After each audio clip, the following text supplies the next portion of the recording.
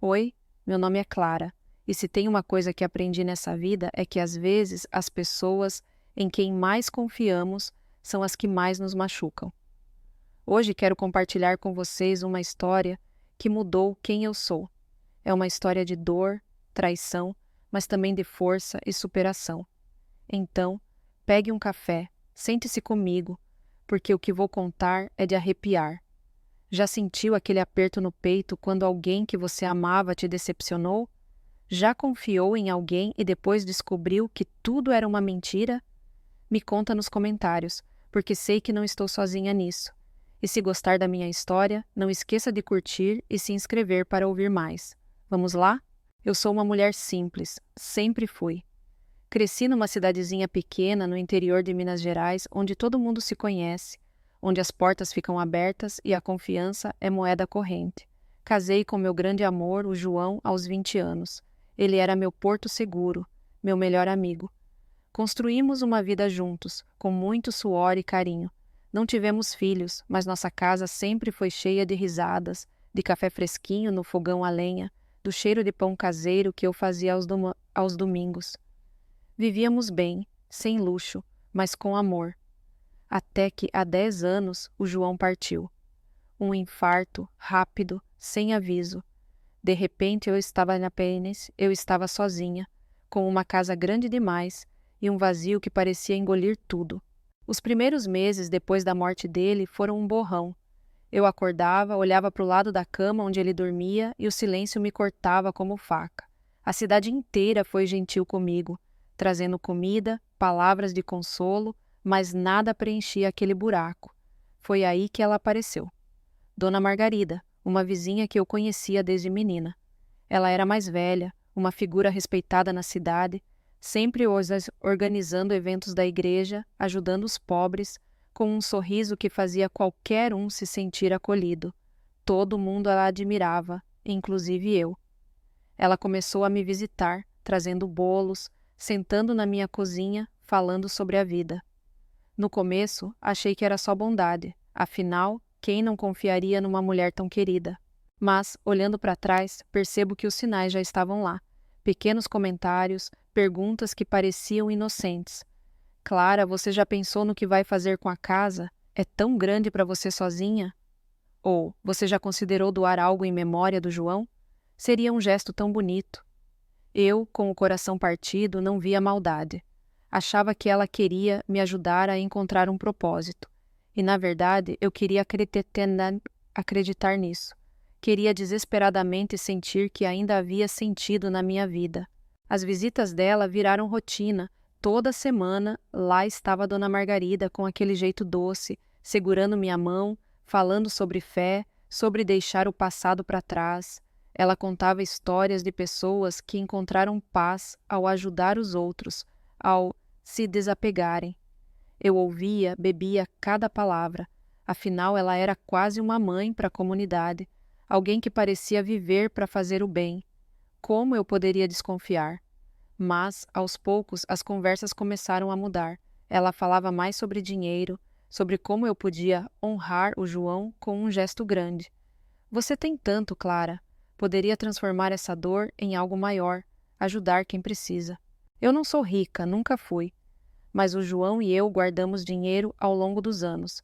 Tínhamos uma poupança sólida, a casa quitada, um terreno que compramos pensando na aposentadoria. Era o suficiente para viver com conforto. Quando Dona Margarida começou a sugerir que eu doasse parte disso para uma instituição de caridade que ela coordenava, achei que fazia sentido.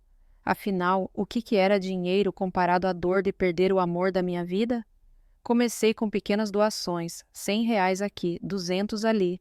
Cada vez que eu dava, ela me abraçava, dizia que eu era uma mulher abençoada, que o João estaria orgulhoso, e por um momento eu me sentia menos vazia. Mas as coisas foram ficando estranhas. As doações que ela pedia começaram a crescer. Primeiro, R$ 1.000 para reformar o orfanato da cidade. Depois, 5.000 para um projeto de ajuda aos sem-teto. Eu hesitava, mas ela sempre tinha as palavras certas. Clara, você confia em mim, não é? Esse dinheiro vai mudar vidas. E eu, ingênua, confiava. Afinal, Quem desconfiaria de uma mulher que dedicou a vida à caridade? Então, assinei cheques, fiz transferências, sempre com ela ao meu lado, sorrindo, me agradecendo. O ponto de virada veio num dia que nunca vou esquecer. Era uma tarde quente, o sol queimando lá fora, e Dona Margarida chegou com um ar diferente. Sentou na minha sala, segurou minhas mãos e disse com uma voz tão séria que me deu um frio na espinha: Clara, Deus me mostrou que você tem uma missão especial. A instituição está em crise. Precisamos de uma grande doação para salvar o projeto, e eu sei que você é a pessoa certa para isso. Ela colocou uns papéis na minha frente, já preenchidos, pedindo uma quantia que quase me fez desmaiar. Quase tudo que eu tinha na poupança. Meu coração disparou. Margarida, isso é muito. É tudo que eu tenho. Ela me olhou nos olhos, com aquele jeito calmo, e disse: Você confia em Deus, não é, Clara? Ele sempre provê. Naquele momento eu estava tão frágil, tão perdida, que assinei. Assinei sem ler direito, sem pensar. Só queria sentir que estava fazendo algo bom, que minha vida ainda tinha valor. Quando ela foi embora, com os papéis na mão, me deu um abraço tão apertado que achei que tudo ficaria bem, mas não ficou. Dias depois, comecei a notar que Dona Margarida não aparecia mais. Antes, ela vinha toda semana, mas agora, nada. Quando eu ligava, ela dizia que estava ocupada, que o projeto estava tomando todo o tempo dela. Uma sensação estranha começou a crescer no meu peito, como um peso que eu não conseguia explicar. Foi quando precisei pagar uma conta do hospital, uma consulta de rotina que virou um susto com um problema no coração. Fui ao banco, confiante de que ainda tinha dinheiro guardado, mas o caixa me olhou com pena e disse: Dona Clara, sua conta está zerada, tudo foi transferido. O mundo desabou, minhas mãos tremiam, minha visão embaçou. Como assim transferido? Perguntei com a voz falhando. O gerente veio, mostrou os registros, transferências feitas com minha assinatura, tudo legal. Eu tinha dado tudo, tudo que o João e eu construímos, tudo que era para ser minha segurança. Voltei para casa em choque, sentei na cadeira da cozinha e chorei, como nunca tinha chorado antes. Como eu pude ser tão cega? Como deixei isso acontecer? A raiva veio depois, misturada com vergonha. Eu, uma mulher de 60 anos, vivida, caí num golpe como uma menina. Mas não era só o dinheiro, era a traição. Dona Margarida, que eu via como família, usou minha dor contra mim. Passei noites sem dormir, pensando no que fazer. Parte de mim queria esquecer, fingir que nada aconteceu, porque enfrentar aquilo parecia grande demais. Mas outra parte, uma que eu nem sabia que existia, gritava: Clara, você não pode deixar isso passar. Decidi agir. No dia seguinte, fui até a casa dela com o coração batendo tão forte que parecia que ia explodir. Bati na porta e lá estava ela, com o mesmo sorriso de sempre. Clara, que surpresa! Entre, vamos tomar um café. Eu não me movi. Quero meu dinheiro de volta, Margarida, disse com a voz firme, embora por dentro eu estivesse tremendo. O sorriso dela sumiu. Minha querida, você doou de coração. Foi para uma causa maior. Não posso desfazer isso. Meu sangue ferveu. Você me enganou. Isso não foi doação, foi roubo. Ela tentou falar, mas eu não deixei. Você vai me devolver tudo, ou eu vou até o fim.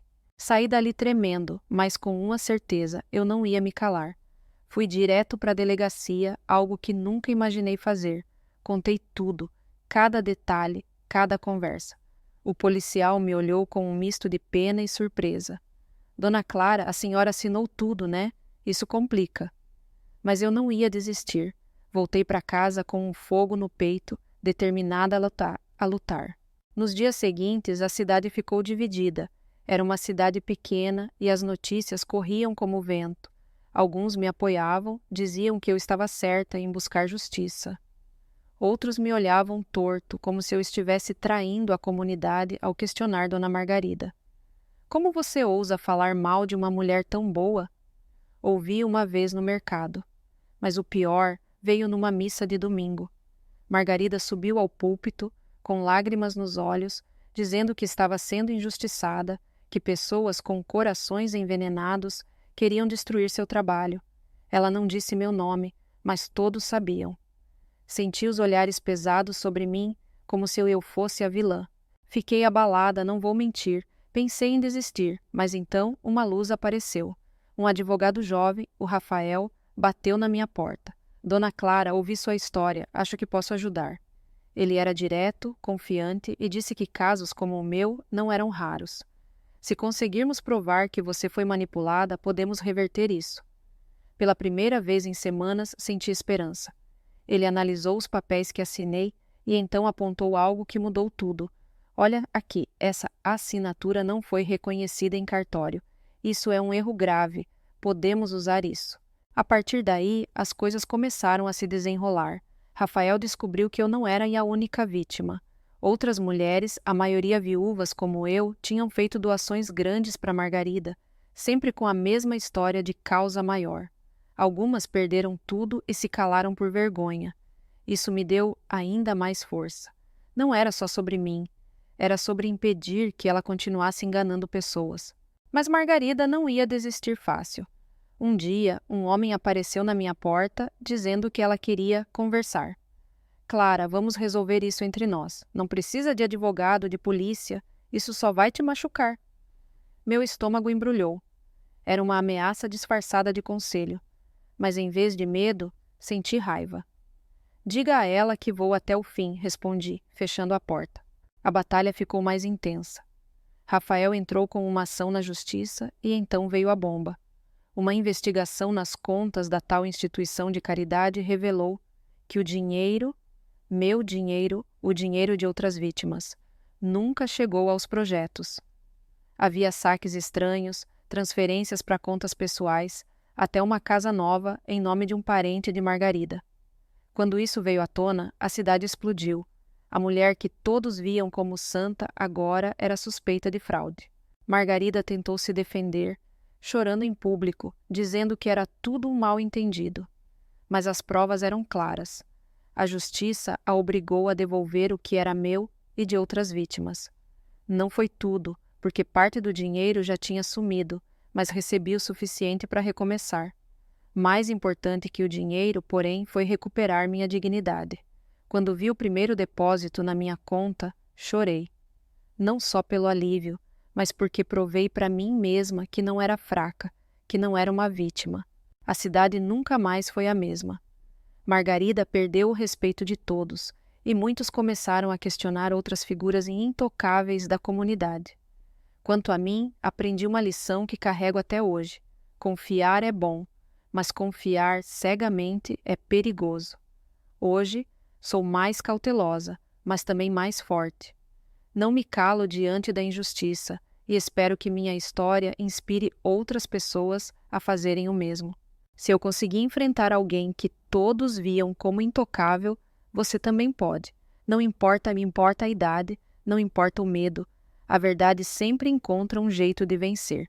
E agora quero ouvir de você. Já passou por algo assim? Já sentiu a dor de uma traição que veio de onde você menos esperava?